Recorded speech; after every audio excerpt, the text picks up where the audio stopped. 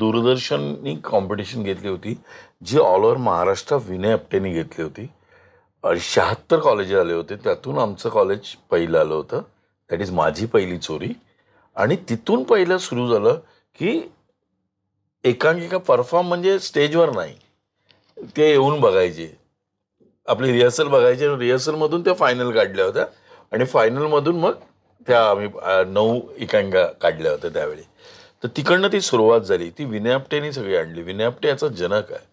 विनय आपटे एक एक सॉलिड मोठं, असं मला असं वाटतं ना, खूप मोठा माणूस होता आणि खूप लवकर गेला तो. तो आज आज असता तर आणखीन काहीतरी वेगळं केलं असतं. आज मंदार देवस्थळी असेल, चिन्मय मांडलेकर असेल, खूप लोक आहेत, संजय जाधव असेल, हे सगळ्या लोकांना हे विनय आपटेनी फ्रीलान्स दिलं.